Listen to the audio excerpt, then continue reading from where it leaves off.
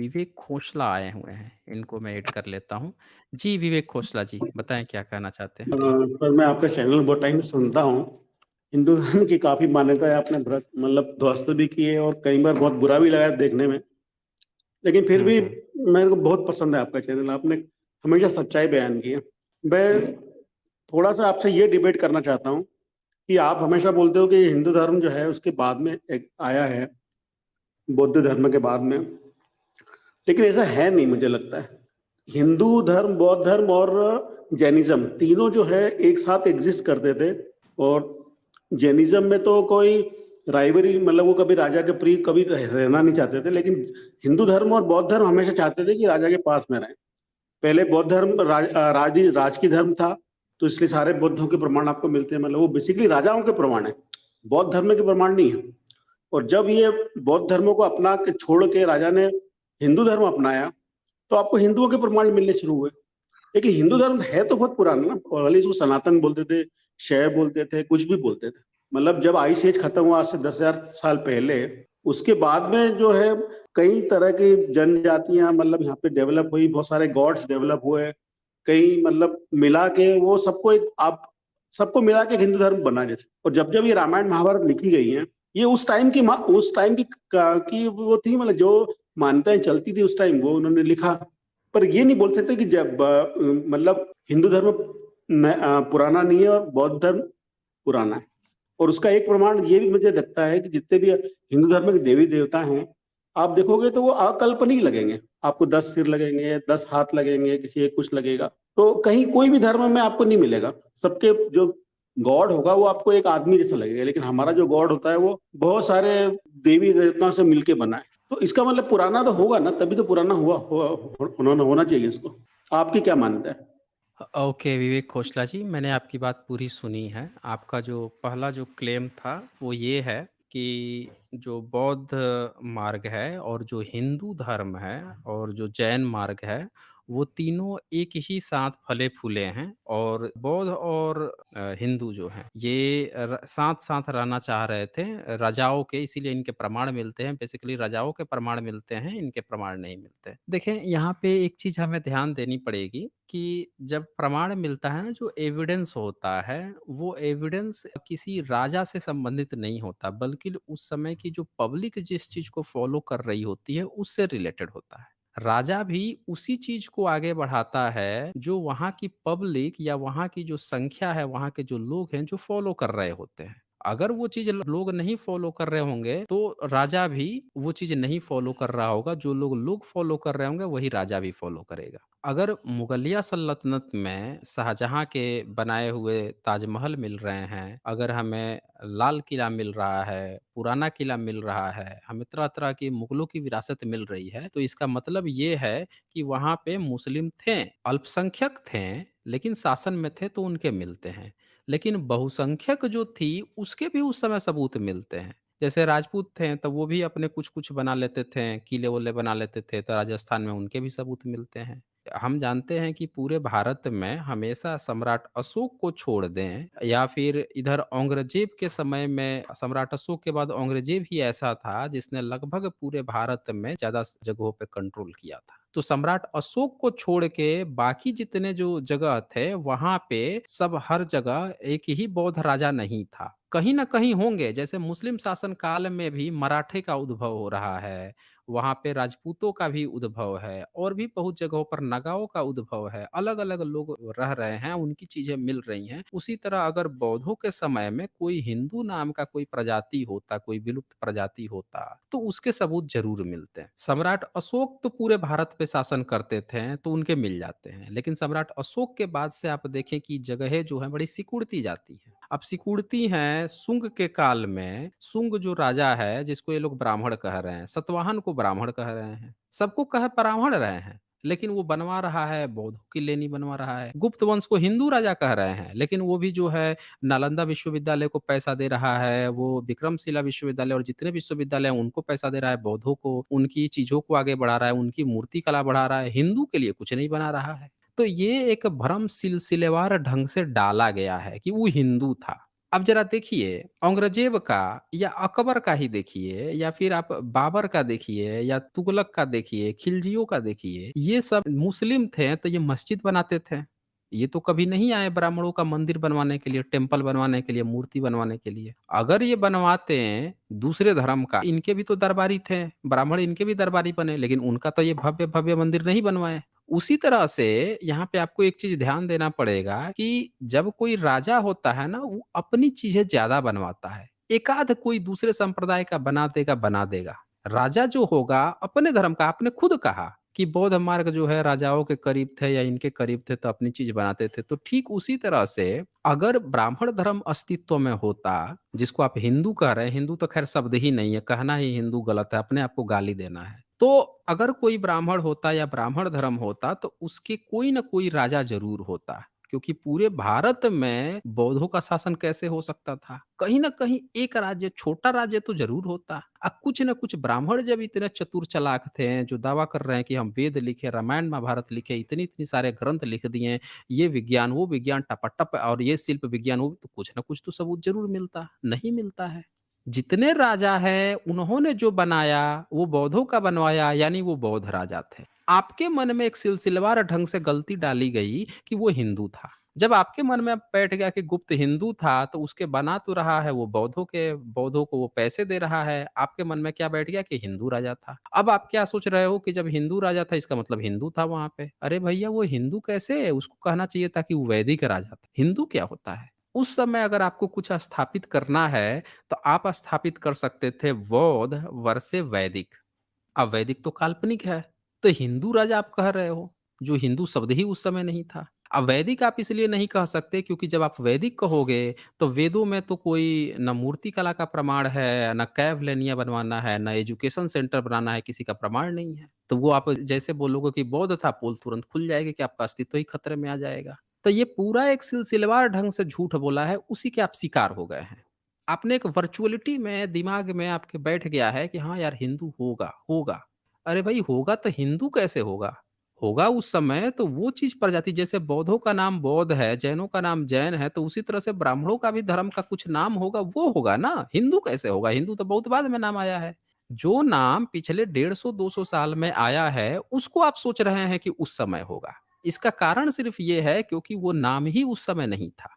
ना वो धर्म था। इसीलिए आपको आज के समय का नाम लेकर वहाँ पे स्थापित करना पड़ रहा है। तो पूरा एक भी सिंगल प्रमाण नहीं मिला है आपके ब्राह्मण धर्म का या उर्फ़ हिंदू धर्म का। अगर वो अस्तित्व में होता, तो उसके जितने भी राजा आप लोग सोशल मीडिया में चला रहे हो कि हमारा विक्रमादित्य इतना बड़ा राजा था, हमारा ललितादित्य इतना बड़ा राजा था, ये था, वो था, उसके भी आप लोग नहीं सबूत दिखा पाते हो क्योंकि वो भी सारी चीज़ें बनी-बनाई और बनावटी हैं, काल्पनिक चीज़ें हैं। तो यही कारण है विवेक खोसला जी कि आपके मन में गलतफ़हमी बैठ गई है, चाहे वो पाठ्य पुस्तकों से आई है, ब्राह्मणवादी किताबों से आई है, वो बैठाई गई है। सबूत नील-बटे सन्नाटा है। इतिहास जब हम लिखते हैं, तो पूर्वाग्रह, दुराग्रह से नहीं होता है कि किसी ने पूर्वाग्रह खड़ा कर लिया, किसी ने मन में सोच लिया कि वो चीज़ था, हम मान लिए।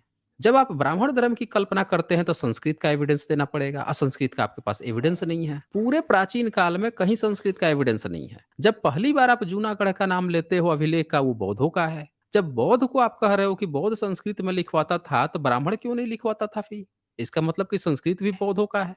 बौद्ध जब बना रहा है, लेनी बनवा रहा है, बौद्ध जब एजुकेशन सेंटर, बौद्ध महाविहार बना रहा है, उसको आप हिंदू कह रहे हो कि वो हिंदू राजा था। इसका मतलब ये है कि आप जो है सच को नहीं एक्सेप्ट करना चाहते, जैसे ब्राह्मण सच को एक्सेप्ट नहीं करना चाहता, झूठ की आदत पड़ी है। बौद्धों को हिंदू बोल देना, उसने तो बुद्ध को अपना नौवां अवतार बोल दिया। वो इतना बड़ा झूठा है कि उसको अब जब लगा कि यार कुछ सबूत नहीं है, तो चलो बुद्ध को ही अपना अवतार घोषित कर देते, तो बुद्ध को भी बोल दिया कि यही भाई, ये भी हिंदू थे। ये इतना बड़ा धूर्त है। तो विवेक खोसला जी, मैं आपसे ये कहूँगा कि अगर आप ये मानते हैं कि कोई हिंदू नाम का कोई धर्म था, तो आपको सबूत बताना पड़ेगा कि ऐसे कौन से एविडेंस हैं, जिसके आधार पर आपको लगता है कि उस समय कोई हिंदू धर्म था? जी। अ, नहीं, मेरा ये कहना है कि जैसे आप मान लो इनको, जैसे आप रामायण को काल्पनिक कथा बताते हैं, मतलब भगवान राम कभी थे ही नहीं। तो मेरा ये पूछना है आपसे कि कोई भी आप इमेजिनरी जैसे फैंटम या कोई भी आप उठाओ कभी भी कहानी अपने मनपसंद, तो कभी भी कोई आदमी टीम में काम करता हुआ नहीं मिलेगा। कि कोई भी फैंटम होगा या जो भी आप स्पाइडरमैन होगा, वो अकेला आदमी काम कर रहा होगा और उसके पास में बहुत सारी शक्तियां होंगी। कुछ भी करेगा, वो बड़ी-सी इमारत चढ़ जाएगा, जो करना है करना करेगा। लेकिन आप भगवान राम की जब कहानी उठाओगे ना, तो भगवान राम से उन्होंने कोई बहुत सारे चमत्कार तो बताए हैं उन्होंने, खीर से बच्चा पैदा कर दिया, या हनुमान जी ने बहुत सारे चमत्कार कर दिए, पहाड़ उठा दिया, ये कर दिया। लेकिन भगवान राम ने एक भी चमत्कार आप फिजिक्स के नियम के खिलाफ उन्होंने करा? वो जो उनका जो मतलब वो जो मर्यादा पुरुषोत्तम, जो उन्होंने अपना राजगद्दी का त्याग कर दिया, जो भी वनवासियों के साथ में जाके उसने वो विजय प्राप्त करी। तो यदि काल्पनिक होती तो काल्पनिक का स्वरूप ही कुछ और होता। आप मुझे एक भी कहानी बता दो काल्पनिक जिसमें कोई भी आपका जो काल्पनिक जो मतलब कलाकार है वो अकेला मतलब टीम में काम करता हो और बिना चमत्कार के काम करता हो। इसका मतलब कोई ना कोई तो ऐसा रहा होगा जिस भले ही वो इस स्वरूप में नहीं होगा। लंका जहां आज बताते हैं वहां नहीं होगी। इनके इतिहासकार बोलते हैं कि भगवान राम जो है नर्मदा कभी पार किए कोई प्रसंग ही नहीं आता। हो सकता है कि जो लंका थी वो कहीं होशंगाबाद के आसपास बताते हैं कि भाई वहां वहां भी हो सकती है। जो अयोध्या नहीं होगी, कोई हो सकता है कि वो नॉर्थ से आए हों। और कहानियां में भी जितने भी भगवान राम भगवान कृष्ण को हमेशा काले काले रंग से बताते हैं, मतलब वो द्रविड़ की तरफ ज्यादा शो करते हैं, उसको हाईलाइट करते हैं, बार बार बता देंगे वो कृष्ण कृष्ण है, मतलब बहुत काले हैं, बहुत वो हैं। तो वो द्रविड़ों की कहानी मतलब मुझे लगता नहीं कि काल्पनिक होगी। कल्पना कैसे हो सकती है बताओ मुझे? यदि कल्पना होती तो उसमें जरूर कोई चमत्कार करते हैं वो भगवान राम।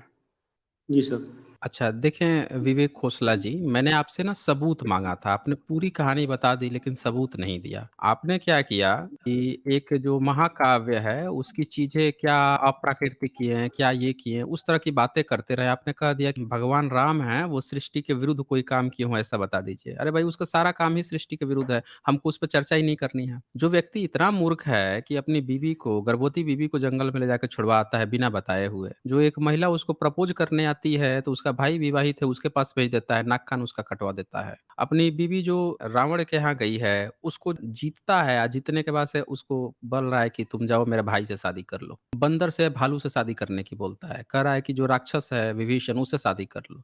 कौन अपनी बीवी को ऐसी बात बोलेगा? डाइवोर्स होता है तो आप डाइवोर्स करने के बाद से ऐसा थोड़े कहते हैं कि भाई जा तू बंदर से शादी कर ले, भालू से शादी कर ले। आप बोल रहे हैं कौन व्यक्ति जो है ऐसी बात बोलेगा? अरे आपका रामायण जो आप पढ़ना शुरू करेंगे, हर चीज़ ही उसकी सृष्टि के विरुद्ध है। राम कोई ऐसा काम आज तक उसमें नहीं किया। मर्यादा पुरुषोत्तम बोल रहा है, पुरुषोत्तम शब्द बौद्धों का है, वहाँ से आपने कॉपी किया है उसमें। पूरा रामायण ही आपका कॉपी पेस्ट किया गया है जातक कथाओं से। राम जातक कथा जो है वहाँ से उठा के आपने यहाँ डाला है। ख़ैर जब वो चीज़ काल्पनिक है, तो हमने आपसे सबूत माँगा था कि हिंदू धर्म था, उसका दीजिए। आपने एक कहानी उठाई या कहानी के किरदार में फँस गए। अब जो है आप मुझे कहा जाए कि भैया डायनासोर का क्या प्रमाण है?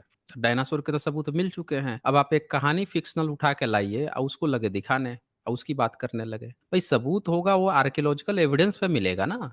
सबूत होगा 16 करोड़ साल पहले उसका हड्डी मिला, उसके पंख मिले या क्या-क्या मिले, उसके ट्रेसेस मिले, वहाँ से पता चलेगा ना वो।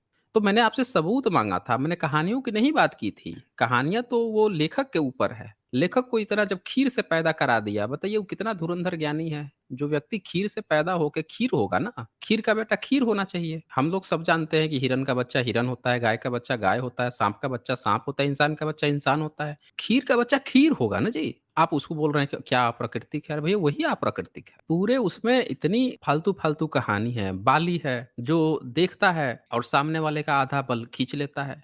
आपका वो बंदर है, आसमान में उछल के जाके सूर्य को ही लील जा रहा है, खा जा रहा है। आप बोल रहे हैं क्या अप्राकृतिक है? भई सूर्य को खाने के लिए पहुँच जाता है फल समझ के। 5000 डिग्री टेम्परेचर क्या होता है? एक आदमी 100 डिग्री टेम्परेचर 108 फ़ारेनहाइट हो जाती है, हालत खराब हो जाता है। आप डिग्री सेल्सियस की बात करें, 5000 डिग्री सेल्सियस पे पहुँच गया। फिर राहु को खाना है, फिर ऐरावत की। अरे उसपे हर चीज़ ही अप्राकृतिक है, हमको उस पे नहीं बात करनी। हमको सबूत दीजिए जो आपने कहा कि कोई हिंदू धर्म होता था, बुद्ध मार्ग से पहले जो आपने क्लेम किया कि बुद्ध से पहले कोई हिंदू धर्म था, मुझे उसका सबूत दीजिए। कोई एक सिंगल सबूत दीजिए जिससे पता चले कि आपका कोई धर्म वो उसमें होता था। रामायण महाभारत लिखा गया है मुस्लिम शासन काल में, देवनागरी लिपि में लिखा गया है, यानी 1000 साल के अंदर। तो जो चीज़ ही लिखावट 1000 साल के अंदर की है, उसको आप कितना भी पुराना साबित करेंगे, 1000 साल से ज़्यादा पुराना नहीं साबित कर पाएँगे। क्योंकि उससे पहले जातक कथाएँ मिल जाती हैं, लिखित में भी और आर्कियोलॉजिकल एविडेंस के रूप में भी। जिससे ये पता चलता है कि आपकी कहानी उन्हीं कहानियों से बढ़ा-चढ़ाकर और गंदगी मिलाकर, अश्लीलता मिलाकर लिखी गई होगी। ये साबित है ये चीज़। तो फिर से मैं आपसे विवेक खोसला जी कहता हूँ, क्वेश्चन याद कराता हूँ कि आप कोई एक ऐसा सिंगल एविडेंस दीजिए जिससे ये पता चले कि आपका कोई ब्राह्मण धर्म जो है वो बौद्ध मार्ग से पुराना है। जी। नहीं सर, तर्क मैं तो सर तर्क दे सकता हूँ बस, बाकी आपकी जो सुनता रहता हूँ उससे ही मेरी ज्यादा ज्ञान वृद्धि ज्यादा होती है। और मैं तो चाहता हूँ कि आप और पहने हो, और इतने पहने हो कि आदमी को सुनने में ही तकलीफ हो।